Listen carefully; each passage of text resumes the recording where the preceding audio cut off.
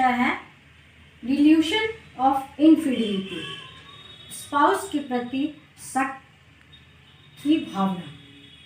यह गंभीर मानसिक रोग सिजोफ्रेनिया का शुरुआती दौर या नमस्कार साथियों, Krishna miracle mind YouTube channel पे आपका हार्दिक स्वागत है। हम अपने वीडियो में मनोविज्ञान से संबंधित समस्याओं के बारे में बात करते हैं और समाज में मानसिक स्वास्थ्य के प्रति जागरूकता फैलाने का कोशिश करते हैं। यही मेरी मुहिम है, यही मेरा अभियान है और इसी के अंतर्गत आसान भाषा में मनोविज्ञान आपकी समस्याओं का समाधान श्रृंखला चल रहा है। दोस्तों, आज हम एक बहुत ही गंभीर विषय पर चर्चा करेंगे।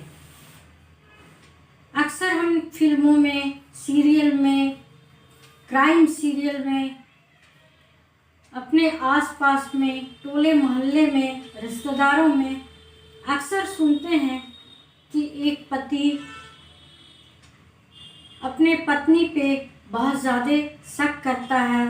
लगता है उसको कि उसकी पत्नी किसी से अवैध संबंध बना रही है और उसको इग्नोर कर रही है, और इस शक का दायरा उसका इतना बढ़ जाता है कि एक समय ऐसा आता है कि वो मरने मारने पे उतारू हो जाता है और अपनी पत्नी का इतना शोषण करता है कि उसकी पत्नी जीते जी उसकी ज़िंदगी नर्क हो जाती है।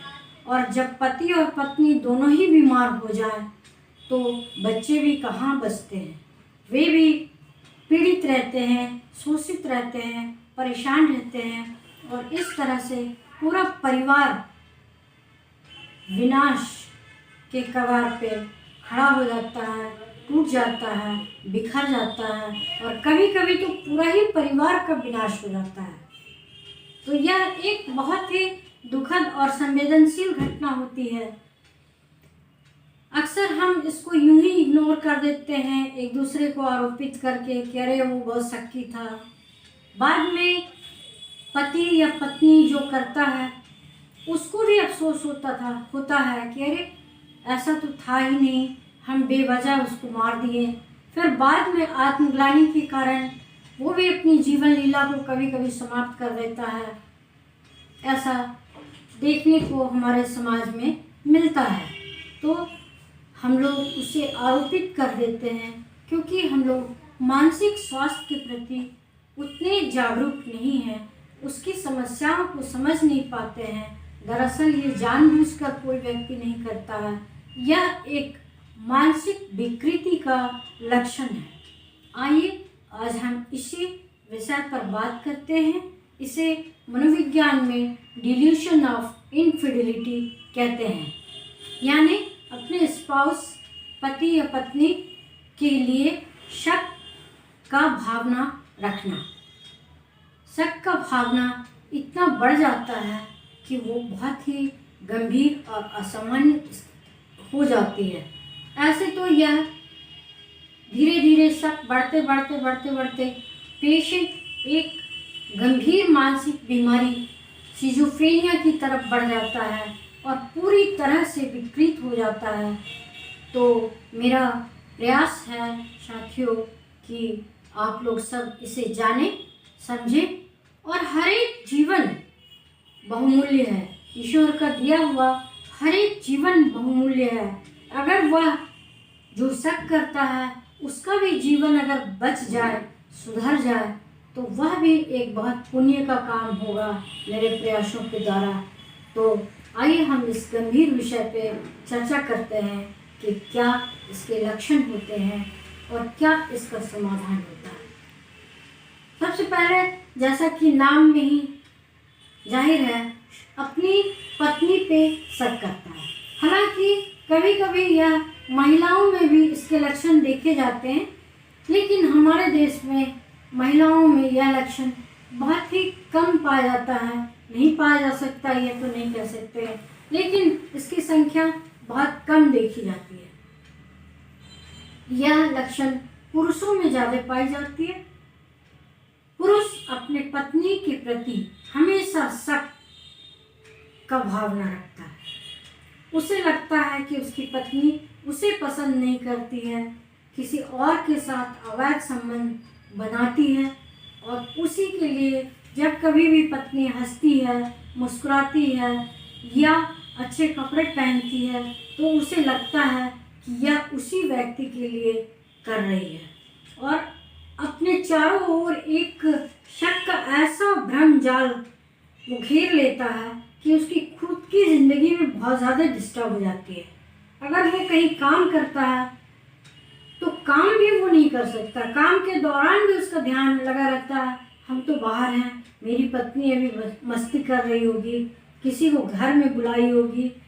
ऐसे में क्या होता है कि वो काम छोड़ छोड़ के पत्नी की जासूसी करने के लिए वापस आता है, उसका वर्क परफॉर्मेंस खराब होता है, उसका सोशल लाइफ खराब होने लगता है, क्योंकि वो हर व्यक्ति से कटने लगता है अरे कहीं ये मेरी पत्नी से संबंध ना बना ले। तो इस तरह करके पूरा परिवार बर्बादी की कगार पे जाता है। तो इसे बचाने के लिए हम क्या करें दोस्तों? आइए, यह एक गंभीर मानसिक अवस्था है, यह हार्मोनल इम्बैलेंसमेंट के कारण होता है, और जो हमारे तंत्रिका तंत्र हैं उसमें व्यवधान की स्थिति जब उत्पन्न होती है तो ऐसी गंभीर मानसिक अवस्था उत्पन्न होती है। इसे हम नियंत्रण करने के लिए, इसे हम सुधार करने के लिए क्या कर सकते हैं? आइए हम उस पर विचार करते हैं। सबसे पहले परिवार को दोनों के प्रति सहयोग करना चाहिए। जो पीड़ित है पत्नी उसके प्रति, और जो शोषण कर रहा है या जो शक कर रहा है उसके प्रति भी एक सहयोगात्मक व्यवहार अपनाना चाहिए, उसे ढाढ़स देना चाहिए, और बिना देरी किए उसे किसी मनोचिकित्सक के पास तुरंत ले जाना चाहिए, क्योंकि यह बीमारी समझाने बुझाने से बिल्कुल दूर नहीं होगा। वो उस व्यक्ति के बस के बाहर की बात है। वो जब तक उसका इलाज नहीं होगा, वो व्यक्ति किसी के सलाह से भी उसको जितना समझाने का कोशिश कीजिएगा, उसका शक का दायरा, उसका बीमारी उतना बढ़ते जाएगा। यह ठीक उसी प्रकार है कि एक जॉन्डिस पेशेंट को आप जितना रिच फूड खिलाइएगा कि वो हेल्दी हो जाएगा, अच्छा हो जाएगा, घी खिलाइए, हलवा खिलाइए कि अरे विटामिन है इसमें, पौष्टिक है, तो वो क्या होगा कि वो और बीमार होते चला जाएगा। ठीक उसी प्रकार ऐसे व्यक्ति को, ऐसे मानसिक रोगी को समझाने बुझाने का कोई भी फायदा नहीं होता है। उसे किसी भी तरह, हालांकि वो मनोचिकित्सक के पास जाने से इनकार करेगा, जाना ही नहीं चाहेगा, क्योंकि उसको हर एक के प्रति शक रहता है। लगता है कि डॉक्टर के पास ले जाके हमको मरवा देगा, हमको कुछ करवा देगा। तो उसे किसी भी तरह डॉक्टर के पास ले जाइए। डॉक्टर के इलाज से उसे धीरे धीरे राहत मिलने लगेगा, धीरे धीरे सुधार होने लगेगा, और उसकी जो मस्तिष्क की विकृति है वो धीरे धीरे कमतर होने लगेगा। और देखा गया है कि कभी कभी यह पूरी तरह ठीक नहीं हो पाता है, लेकिन 90% तक यह बीमारी ठीक हो जाता है। और इससे क्या होता है कि उस व्यक्ति का, उस व्यक्ति के पत्नी का, उसके परिवार का, सबका जिंदगी सुखद और सहज होने लगता है। तो कृपया ध्यान दें, अगर आपके आसपास भी परिचितों में, रिश्तेदारों में अगर कोई ऐसा व्यक्ति दिखाई पड़ता है तो तुरंत उन्हें बिना देरी किए मानसिक चिकित्सक के पास, मनोचिकित्सक के पास, साइकियाट्रिस्ट के पास जरूर ले जाएं और तुरंत से इलाज शुरू करवाएं।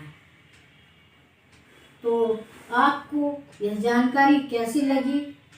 हमने बहुत ही आसान और सरल शब्दों में कहा है, क्योंकि यह हमारा वीडियो बनाने का लक्ष्य है कि हम आसान भाषा में आम लोगों को मनोविज्ञान के प्रति रुचि और मानसिक स्वास्थ्य के प्रति जागरूक कर सके।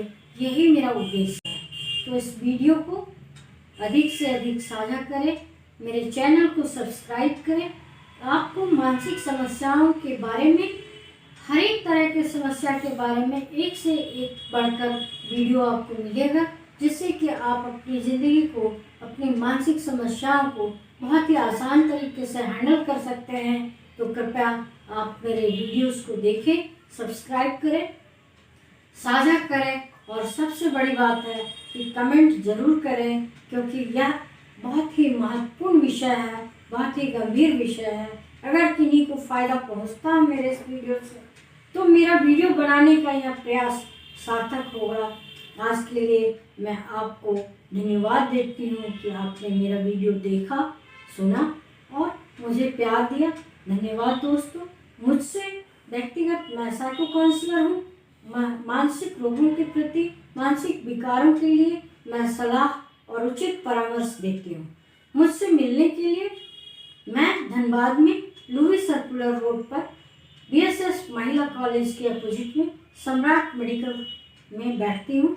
मुझसे मिलने के लिए आप हमारे क्लिनिक पे आ सकते हैं या फिर दिए गए नंबर पर कांटेक्ट कर सकते हैं और हमसे सलाह ले सकते हैं। अपने और अपनों का ख्याल रखें, खुश रहें और सुखी रहें, सहज रहें। धन्यवाद।